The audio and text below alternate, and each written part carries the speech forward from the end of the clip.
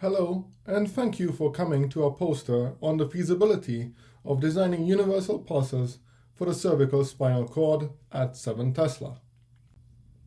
I have no financial conflict of interest to declare. Why do we want to use universal pulses? In a PTX system, we have generally two ways of adjusting the B1 plus field to our needs. One is to do subject-specific B1 plus shimming. If you're interested in how this works for the cervical spine, I invite you to attend my talk on Thursday. And the other is the universal pulses approach. Here, we build up a database of B0 and B1 plus maps using many subjects, and then on this database, we design a universal pulse that will be applicable to all subjects. Since they've been developed, universal pulses have been successfully deployed in the brain and in the body, but adaptations to the spinal cord have been lacking so far. Hence, here we present the first feasibility study of universal pulses for the cervical spinal cord. How do we go around this study? We need three things. We need a parallel transmit capable cervical spine coil. We have this because we have built one. We need great collaborators who are willing to help us with our questions, and we're very lucky to have them. And last, we need to build up this database of B0 and B1 plus maps. Here I would like to draw your attention to the last column, which is showing the spinal cords and the B1 plus efficiency on them for our 7 subjects.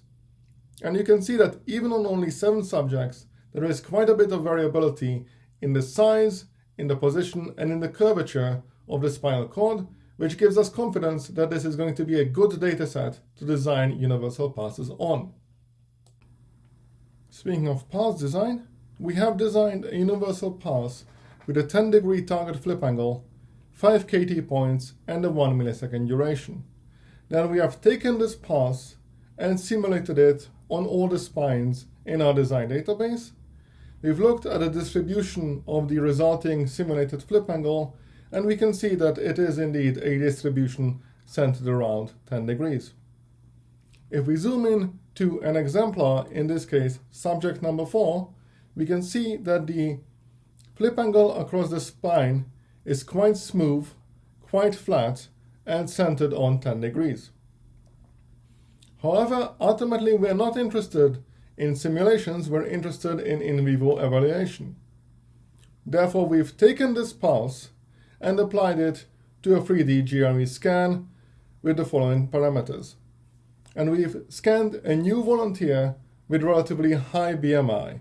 This makes that volunteer quite unlike our design database, so this is a good case to test our universal pulse. We've acquired this 3D GRE using first circularly polarized mode, so no universal pulse, and then with the universal pulse.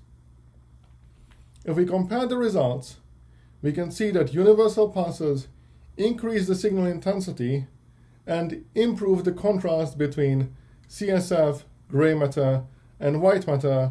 Therefore, they are quite useful for spinal cord imaging. In summary, universal pulses are feasible in the cervical spinal cord. We can build up a database to design universal pulses on.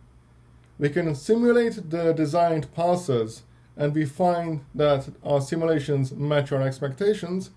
And lastly, we've shown using in vivo validation that universal pulses increase the signal strength and improve the contrast between gray and white matter. Our future work will focus on increasing our database. Currently we have 12 subjects, and designing a universal pulse for MP range and MP2 range sequences to be used in the spinal cord. With that, there is nothing more left for me to do than to thank all my co-workers and collaborators for all their help, and of course you for listening. Thank you.